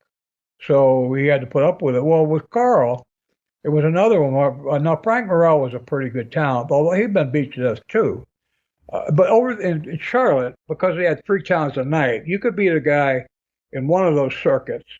You could beat him for 6 months and then take him to another circuit. He hadn't been beat there at all. Right. And the TVs didn't cross over, I don't think. But it's for cable. So, you could keep one on each territory was separate from the other two. Or I mean territory, like legs, 3 different legs in that territory. Anyway, Karl is leaving, so he does a job in his match. He gets beat. So he told me, come down. One thing he did tell me, come down to the ring. He said, I might have the microphone, but just when they rang the bell, come down to the ring. Well, he hung around there till they rang the bell for my match, and then he got back in the ring. He got the microphone, and he started complaining. The referee was still down there. The referee stayed in the ring. He didn't leave between matches. So Karl's telling a story about he got cheated and all this and blah, blah, blah. Well, I came down to the ring, and I got up on the apron. I didn't get in the ring because I wasn't sure what to do. Right. And also he had the microphone, and he said, Roop, he said, I'm not done here yet, Buster. You right off back to the dressing room till I'm done here. He was talking down to me. Well, he sent the referee over to tell me to wait, and when he looked at me a certain way to come in the ring. Okay. Just to step in the ring. So he spilled a little bit more. The second time they got me, I got in the ring, and so he's talking to me, and Morrell comes down, and now Morrell comes down the heel corner, and he's standing on the apron. Karl says what I told the referee to tell me, when I swing with the microphone, duck it and give me the shoulder breaker, and when Morrell comes in, then give it to him. So Karl set this up in advance. So my match hadn't started yet, of course. He takes a swing, he acts like he's going to put the mic down. He takes a swing at me with it, and I duck, and I pick him up. I give him the shoulder breaker. Well, as I've got him up and give him the shoulder breaker, Morrell's dashing through the ropes, and he's charging at me. I give Karl the shoulder breaker, stand up, turn around. Here comes Morrell. I pick him up, give him the shoulder breaker. Wow. As he bounces off my knee, the referee signals for the bell and starts and counts, and the bell didn't ring till he was on a 2 count. So I shortest match in wrestling history. Well, it's supposed to have to be last at least 3 seconds because that's how long the count takes. Yeah. This one only lasted 2. So 1, the bell rang, 2, 3, and both those guys. Karl flopped out of the ring, acting like his shoulders were broken all the way down to his ankle. Right. And Morrell told it too. You talk about getting over. Those people. The first time I was there. That's a great angle, man. Oh, that was Karl Kox booked it for you, huh, man? What a great guy on the way. He knew he was on the way out. No big deal, and he sets you up to get over. That's amazing. Yes. Now he knew what was going on, and here let me add to it. He went back and told Weaver. He said, "Don't blame Bob." He said, "I did that." He said, I'm the one that did that. Don't blame Bob because he didn't do it the way you wanted him to. I was going to beat Morrell with a shoulder breaker anyway, but right. But it would have been essentially a glorified squash against Frank Morrell. Yes. But instead, he added a whole lot of flavor to this whole situation. Oh, I'm walking back, and I hadn't gotten my red, white, and blue. I'm in the basic black and black boots. I'm walking back. People looking at me like, "Who the hell's this guy?" Oh my God, they hadn't seen anything like that. Right. And so, oh yeah, for Karl to do that, first of all, it takes a couple things. One, it takes a real head for the business. Yeah. About how to get people over. And it takes a guy who's a true friend. Yeah, that's how I feel about Karl Kox. And I told you about in Abilene. He is legitimately a tough guy. And I'm going to segue a little bit away from what we've been talking about. Okay. I see all this stuff in the business about people, a lot of times on, not obituaries, but on what people say about guys who have passed. And they say he was a tough SOB. Right. And I'm just curious, what are you talking about? What do you mean tough?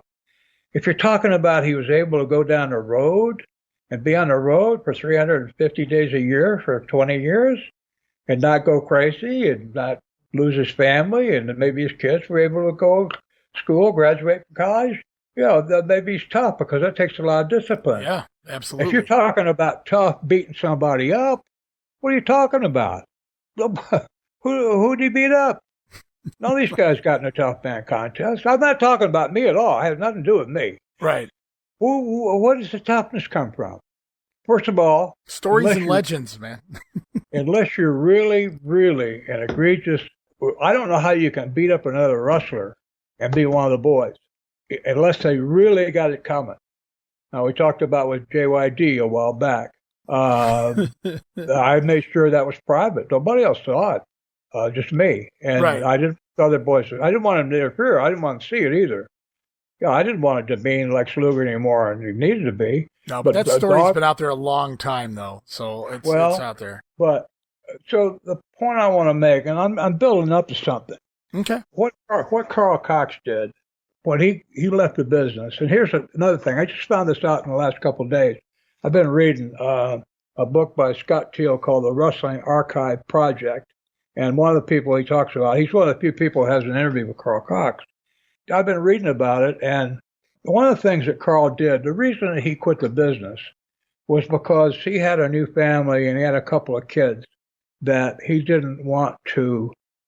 His first family, he wasn't there for his kids' high school graduation, wasn't there for their college graduation. He was in and out, and he didn't want to do that again. Exactly the same in my life.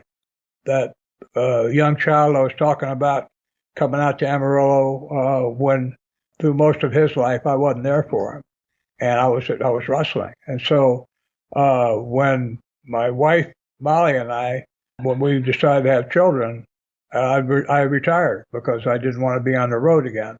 I was for a short time, but it became too unbearable towards it was really affecting our family. I just stopped doing it. So and that I feel that in common with Karl. I understand it, but one of the things he did, he looked for another job, and he found one working at a jail. In Dallas, I believe.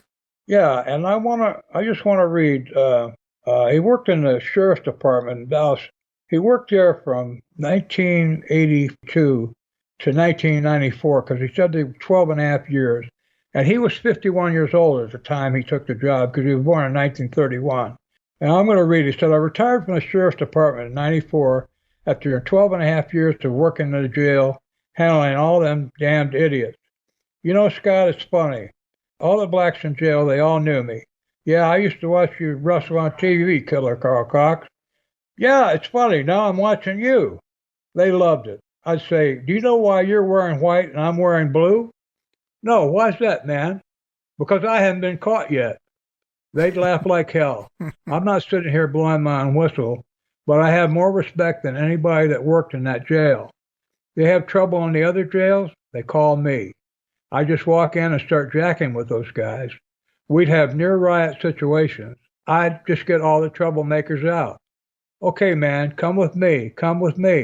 And hell, man, they would go with me. Every once in a while, you get a fool, but as long as I'm going to dump him on his ass, I do it in front of everybody. Let me put it in context. Jack Briscoe and I did a gig in Rayford Prison. We went to Rayford, the two of us, and we went through 5 or 6 different stations where they open the sliding bars, and you go in and they shut them behind you.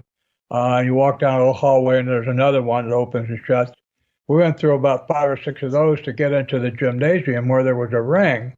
And we got in the ring. It wasn't to do a match. We were going to do some kind of talk. I don't remember exactly about what. But there was, I don't know, there's 200 or 300 of the inmates were in the gym. And I'm telling you something. I don't care about being an Olympian. I don't care about being having all kinds of wrestling skills. I don't care about being able to fight. Some of those guys I saw looking at me scared the hell out of me. And I mean, because they were looking at us like I looked about 17 years old at the time, and they were looking at us. And Jack was this nice-looking guy. I mean, somebody loved to have him as their cellmate, if you know what I mean. And so they're looking at us like, oh, we need to treat you guys for lunch if you ever had to spend any time in here, because they presented the hell out of us. We were going to be able to leave when we got done. They had to stay there. Yeah. So, oh man, what I felt in that gym just scared the absolute crap out of me. Not quite that bad, but it was. I was nervous the whole time I was there. Not that they were going to do anything. I mean, there were guards around and all that. But I just thought, oh man, I'd hate to have to be in here with these kind of people, you know. Not everybody, but some of the. Oh, you talk about bad vibes. Imagine if there's guys in there for murder, guys in there for child abuse, for pedophilia, all kinds of crap, you know. So right. I only tell that story. It's not very elevating, mood elevating, or enlightening. But now let's go back to Karl Kox. That's the kind of people he was around in that jail. Right. Some of them might have been in transit to a bigger prison because they were waiting for trial or whatever. But they were still murderers there in the jail with him, and he was going in and personally walking them out of places from to stop riots from happening. That's a man who is tough. And I say, not why? Why is he tough? Because he's mentally tough. He knows he can handle whatever's going to happen. So he didn't have any qualms about doing that. Do I think he was foolish? No, I don't. I think he had his eyes open. I think he wasn't going to turn his back and leave himself vulnerable. But by the same token, I think he was confident in what he's doing because he says it. Every once in a while, you get a fool. But as long as I'm going to dump him on his ass, I do it in front of everybody. Being a pro wrestler, you have to have endurance if you want to train, stay in shape, all these things. And believe me, even people, myself, Lou Fez, Billy Robinson, they'll run into somebody who's more skilled at what they're doing, who knows submission holds, also knows karate, also knows kickboxing, also knows kendo, also knows stick fighting, also has brass knucks in his pocket. It's going to kick the crap out of him. I know that. I've known that my whole life. That's why I never look for trouble anywhere. Right. But I mean, even David Schultz. Dave, if you're out there somewhere, don't get mad and come looking for me. But the only person Dave I understood was a skip tracer. He went after people that skipped their bail. Yeah, he's a bounty hunter. Big time. Yeah, you gotta be pretty rangy to do that. But the only person I've ever seen him beat up was a guy that weighed 80 pounds less than him. John Stossel. Yeah, weighs about 150 pounds. He slapped him. I mean, does that make him tough? No, it doesn't. Not at all. Well, something tells me Dave popped a person or two in his lifetime, but I get where you're going with it, though. Yeah. Oh, I think he's tough. I think he's tough. Yeah, but I get what you're saying. I understand the main focus of what you're getting at there. Pretty cool stuff there with Killer Karl Kox, who by every admission I've ever seen was a pretty tough guy, both inside the ring and out. And again, not just physically, but like you said, mentally, by the way you described his life and how he handled himself just in general. Hopefully, by the next episode, we can get another Karl Kox story or two in, because I'm looking around myself if I can find anything funny, because there's so many stories out there of some of the silliness that he did in the ring. Sometimes it got him fired. Obviously, the promoter would hire him back a couple months later, but after it cooled over. But there's there's a lot of stories out there of some of the things Kox would do after he was explicitly told not to do it in the ring, and it wasn't like in any malice or any doing it out of hate or spite. He was just doing it because he found it funny. So there's a tough man who had a hell of a sense of humor. Clearly, his friend Alex, yeah. He would talk to Alex. The invisible friend. Yes. Yeah, the invisible friend. He came across as a serious schizophrenic, multiple personality disorder. Right. But, he made it believable. He just basically did what he wanted to do. And if you didn't like it, well, what are you going to do about it? That's basically his career in a nutshell. Yeah. And so I respect him without qualifications. I respect him. I don't agree with everything he did, but nobody's all good. Nobody's all bad. We all have different things we do. I don't agree with everything Karl did. I don't behave in the same way he did. But in terms of what I know from him about him as a person, I have total respect for him. I think he's one of the true guys I met in this business that I, again, respect. Always wish he'd come to the reunions, but yeah, he'd been on the road enough. He just didn't feel the need to go. Right. Well, I think we can leave here on a high note talking about Killer Karl Kox, one of the true enigmas of the territory era, certainly. Like you said, he didn't really come out a lot in the later years, which is unfortunate, but at least he did a little bit there with Scott Teal. I guess this week, Bob, we're going to wrap it up here. Going to close out the show on the Karl Kox stories, and maybe we'll have a couple more by the time we come back next time around. We're going to continue on here talking more Amarillo next time around. We're going to talk about your matches with the Funks, your heel turn in Amarillo, your very first heel turn. Bob Roop in the Amarillo territory, all of that, so much more. And we'll look at some of the other opponents you had. Maybe we'll jog a few memories as we scroll along through the results. Okay. Sounds good. Awesome. I love today. I enjoyed tonight a lot. You brought out some really good stuff. Your researching ability is excellent, my friend. It's really enjoyable to work with you. I appreciate you being able to back up the stories and just the memories. I remember Johnny Valentine had to be Abilene. I go and look. Yeah, Bob, it was Abilene. Man, yeah, I don't want to stump you, but at the same time, it's like, damn, how does he remember these things? It's amazing. For everything you don't recall, like, oh, it was a good match, so I don't remember it. But you do remember these little things, and I love that. It's great. It just gives more character to the show. Well, I appreciate it. Again, it wouldn't be any fun. Guy, all of a sudden, I had amnesia. What are we going to talk about? Well, I went shopping this afternoon. I was able to get, I think, good one. Yeah, I think I did. I don't remember. Good stuff. Oh, God. Well, I guess we're going to close up shop here this week, but what a fun time. Before I had a great feeling about this episode, just being in the Amarillo territory, the spirits of Terry Funk floating around here somewhere, I felt like it was going to be a good time. And we haven't even got to the Funks yet. You're going to step in the ring with all three of them here before you leave the territory. So next time around, we're going to take a look at some of Bob's matches, more of the great stars here, and so much more. Just want to thank you, Bob, for this fun trip back to Amarillo. Thank you, Ray. I like traveling down the road with you, my friend. And all right, guys, that's going to do it here this week on the program. Just a reminder, you guys can go and follow friend Bob, over at facebook.com/Poor Bob Roop. Bob, looking forward to hearing from each and every one of you there. You can also follow me, Ray Russell. You can follow me on X, formerly Twitter, at Wrestling Grenade. That's at RASSLIN Grenade. Also, follow and like me, facebook.com. And don't forget about that $5 all-access tier over at patreon.com/WrestleCopia. So many gifts for just $5, and you're really helping out a great cause and keeping the network thriving. For $5, guys, you get so many gifts, plus you show us that you're there, you show us that you care. But for now, I am your co-host, Ray Russell. On behalf of Bob, we'll be back soon with another edition of the Wrestling Stoop with the legend himself, Bob Roop.